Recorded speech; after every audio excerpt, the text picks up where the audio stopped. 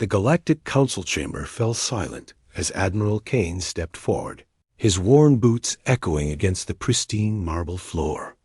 Around him, representatives from dozens of alien species watched with barely concealed contempt. The Vorthan delegates. 4 eyes gleamed with amusement, while the crystalline Nexari emitted a sound resembling laughter. "Humans," announced High Chancellor Vex, his serpentine form coiled behind the podium. "Your request for defensive fleet authorization has been reviewed." Kane remained motionless, though his jaw tightened imperceptibly. Behind him stood Captain Reed and Commander Hayes, the only other humans permitted in the sacred chamber. Their uniforms, patched and faded from countless missions, stood in stark contrast to the gleaming ceremonial armor worn by other species representatives. "We find," Vex continued, his forked tongue flicking with disdain, "that your so-called warships are utterly inadequate for modern galactic warfare. Your vessels are constructed from scavenged materials, powered by primitive fusion reactors, and armed with projectile weapons that belong in a museum." The Thraxian ambassador leaned forward, his chitinous mandibles clicking in what passed for laughter among his kind. "Perhaps the humans should stick to hauling cargo between Outer Rim colonies. Leave real warfare to civilized species." Kane's knuckles whitened as his hands clenched behind his back, but his voice remained steady.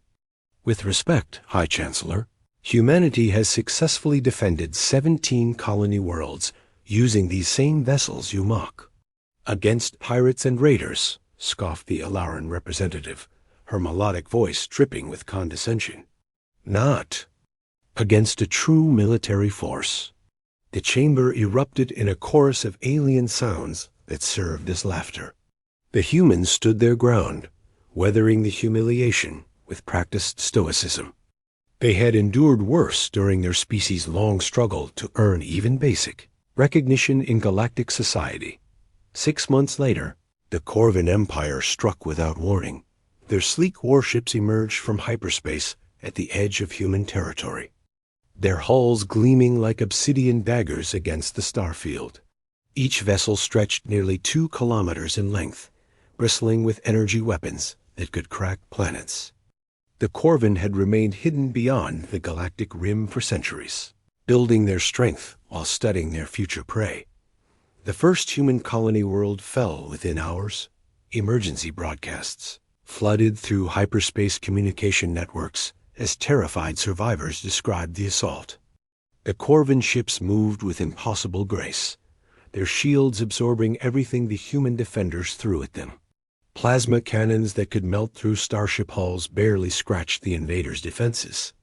Within days, 3 more worlds went. Silent. The Galactic Council convened an emergency session, their earlier arrogance replaced by mounting panic. The same species that had mocked humanity's junk ships now pleaded for protection as Corvin scouts probed deeper into civilized space. "We must form a unified defense," declared High Chancellor Vex, his serpentine form trembling. "Pool our resources."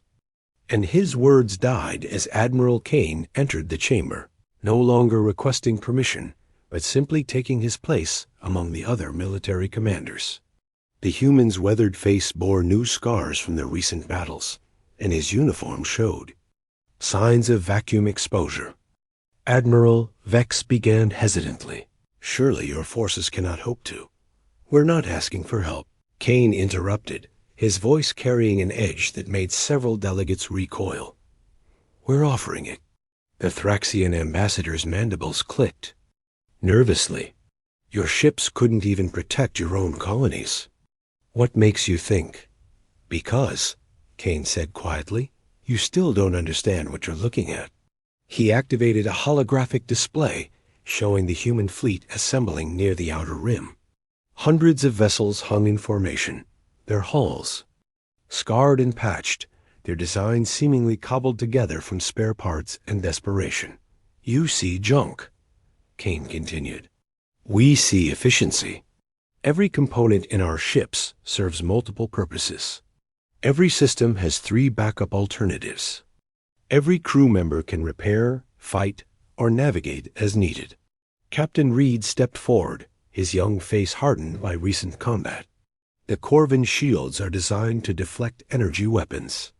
They're perfect against plasma cannons and particle beams, but not against kinetic projectiles, added Commander Hayes, her voice carrying a grim satisfaction.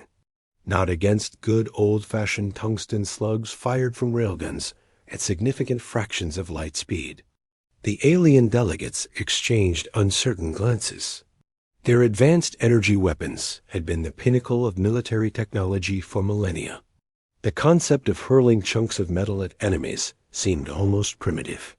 "Your weapons lack range," protested the Alaran representative. "Corvin ships will destroy you before you can close to effective distance." Kane smiled for the first time since entering the chamber. Who said anything about closing distance? The Battle of the Nexus Point would be remembered as the turning point of the war. The Corvin Armada arrived expecting another easy victory, their massive ships moving in perfect formation toward the apparent human fleet. What they found instead were decoys and sensor ghosts while the real human vessels approached from completely unexpected vectors. Kane had positioned his ships using gravitational slingshots around dead moons and asteroid fields, building momentum while remaining hidden in sensor shadows. The first Corvin ship never saw the railgun slug that punched through its command section at 12% of light speed. The projectile, no larger than a telephone pole, carried enough kinetic energy to devastate anything in its path. The proud warship simply came apart, its advanced shields useless against such primitive brutality. More slugs fired from positions the Corvin hadn't even considered possible attack vectors.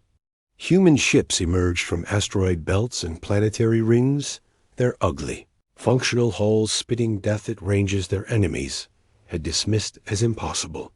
The Corvin tried to adapt, but human tactics shifted faster than their computers could track. Ships that should have been crippled by battle damage kept fighting, their redundant systems and jury-rigged repairs keeping weapons online. Crews trained in salvage operations cannibalized destroyed vessels in real time, stealing components and ammunition from the wreckage. When the Corvin commander finally ordered retreat, only a handful of his magnificent ships remained functional.